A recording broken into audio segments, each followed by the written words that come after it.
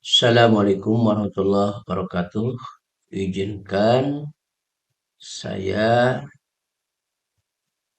ingin menyampaikan video pembelajaran mengenai topik makromolekuler berupa lipid.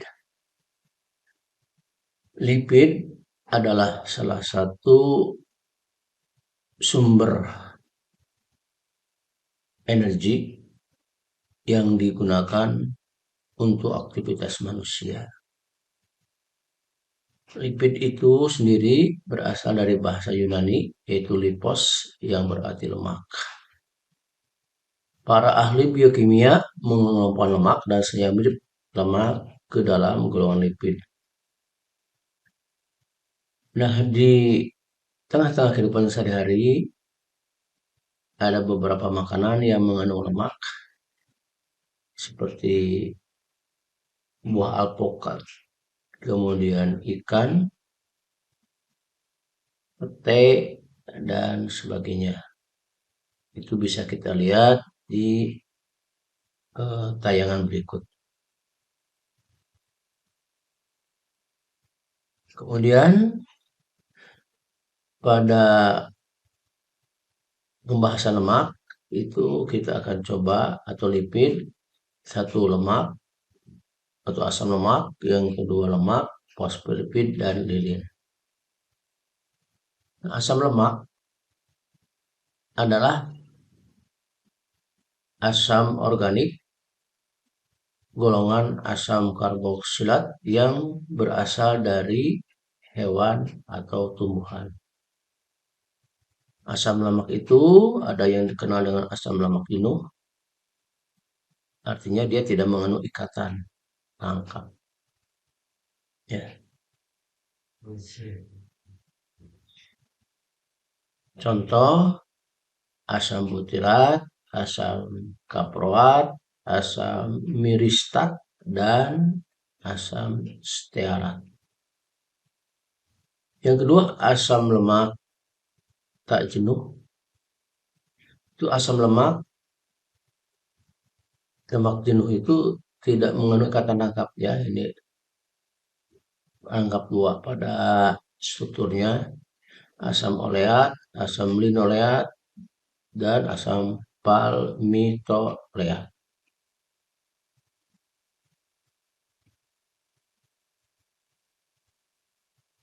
Kemudian penggolongannya, asam lemak itu dibedakan, ada asam lemak esensial, yakni asam lemak yang harus didatangkan dari makanan, tidak dapat disintesis dalam tubuh. Sementara asam lemak non esensial itu disintesis di dalam tubuh dari nutrisi makanan. Misalnya asam palmitat, asam stearat, dan asam oleat.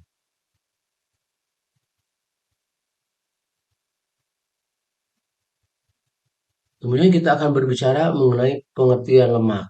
Lemak itu adalah senyawa ester trigliserida yang terbentuk dari asam lemak dan gliserol.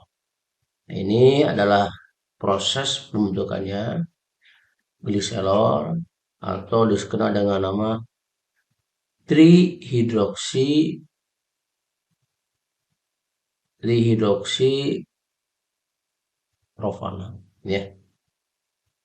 Kemudian direaksi dengan asam lemak menghasilkan trigliserida.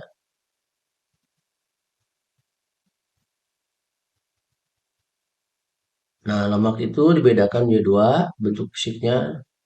Satu yang berbentuk padat, karena sebagian besar tersusun atas lemak jenuh.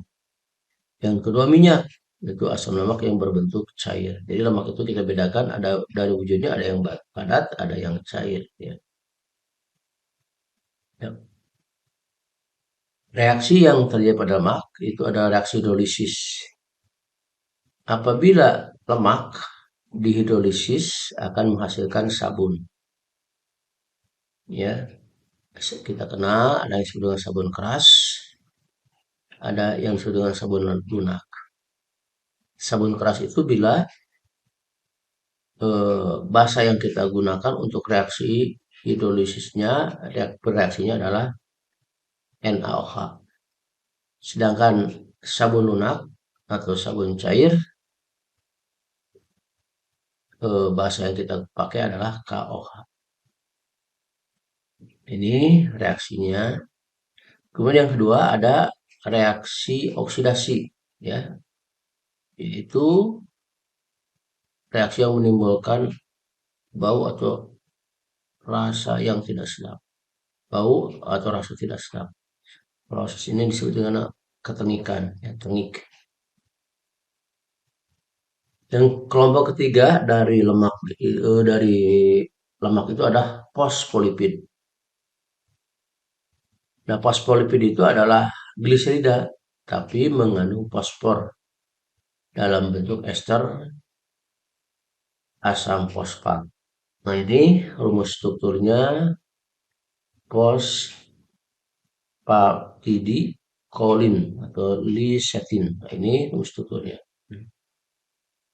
Nah, fosfatidilkolin itu atau lecithin ini zat padat lunak berupa seperti lilin, ya, yang berwarna putih, giroskopis dan dapat berubah menjadi coklat jika kena cahaya.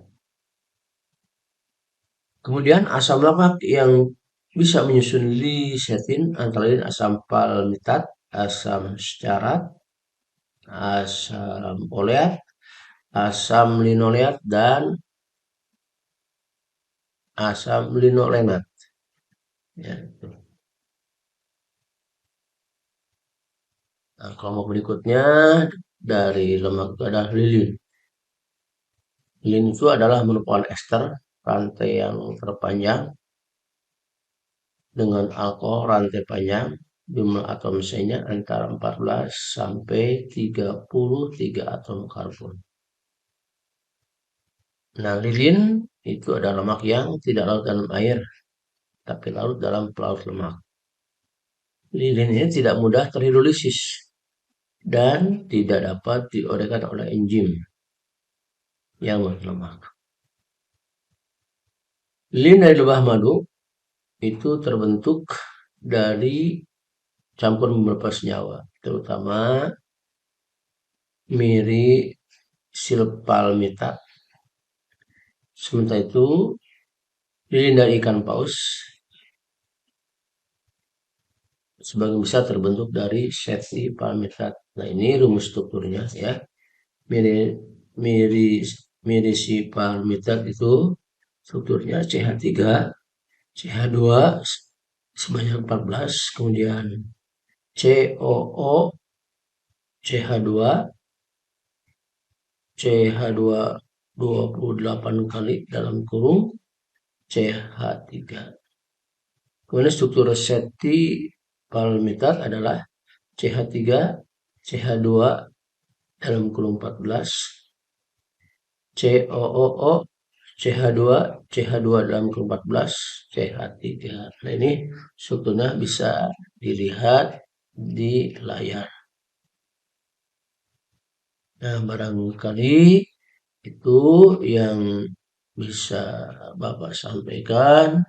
Semoga dari pemaparan materi ini menambah wawasan bagi para siswa. Terima kasih. Assalamualaikum warahmatullahi wabarakatuh.